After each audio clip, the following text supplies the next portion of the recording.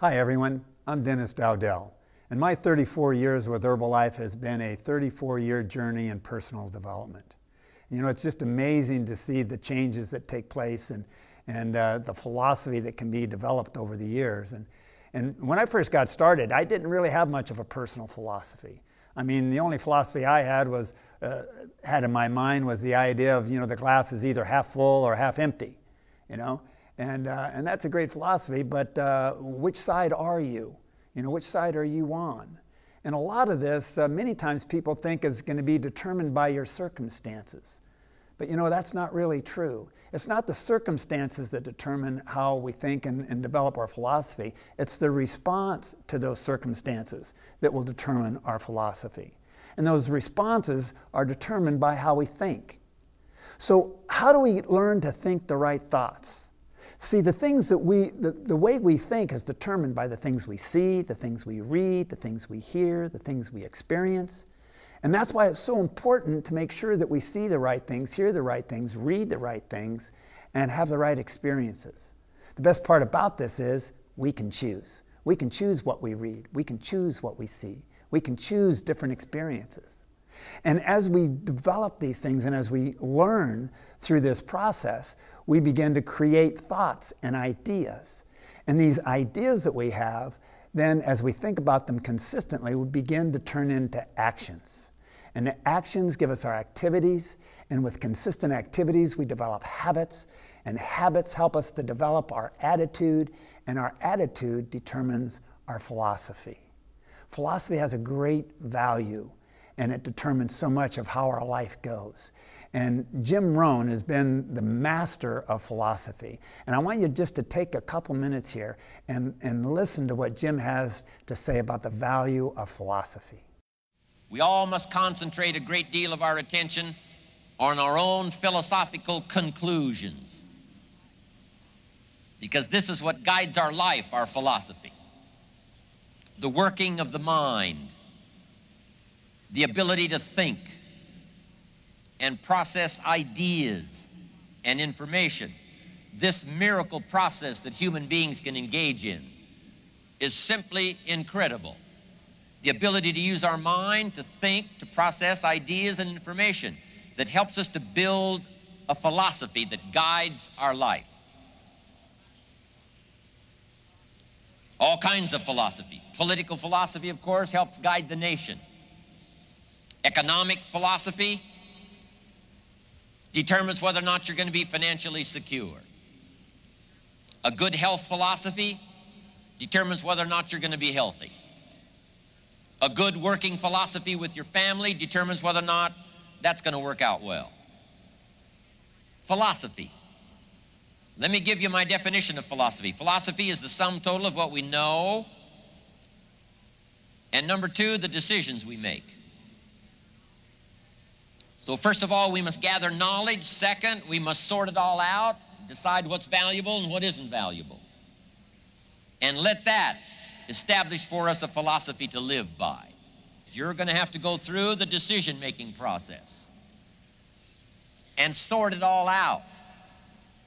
What you can use right away, what it's going to take a while for you to get involved in, sorting it out for you, how to make it fit for you, make it fit for your life, make it fit for your business.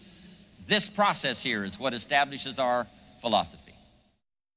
So you can see, as Jim said, our philosophy is the sum of what we know and the decisions we make. So the real question is not what you know, but what you do with what you know. And the idea here is to take the things that we know, take the things we've learned, our skills and our abilities and our experiences, and use those to serve our team. Mark told us all the time. He said, care more about your customers getting results than you do about you making money. Care more about your team making money than you do about you making money. Now, I want to share with you something here that's very counterculture. And it's the idea that what you have and all the skills and abilities you have and all the things you've learned and all that you know, it's not about you. You see, it's about other people. It's about being able to go out and help make a difference for them. The talents, skills, and abilities you have are given to you so that you can use those to make a greater impact on your society. You see, it's absolutely amazing. There's a saying that says, if you want to be the leader of all, you need to be the servant of all. Now, I know most of you are saying, wait a second, I don't want to be a servant, right? But let me give you a definition of a servant that might bring you a different perspective. A servant is simply somebody who gets excited about helping other people achieve their goals and their dreams. Now, listen to Jim's thought here on the idea of helping people to get what they want. This is brilliant. And remember Zig Ziglar's formula for success. If you help enough people get what they want, you can have everything you want. 48 years ago, when I first heard Zig say that, I underlined the word everything, and I went for it. And Herbalife gave me away. When I first got started as a health and nutrition distributor, everybody I could reach, everybody I could touch. You've heard me talk about how to recruit the waitress when she brings you your coffee. I see this guy underneath the car changing oil. How long have you been doing this? He said, 7 years. I said, are you going to go for another 7? He says, I hope not. I said, I have an idea for you to consider. You won't have to lay underneath these cars anymore changing the oil. What's the deal? Come to a meeting. I learned how to do that with such incredible enthusiasm.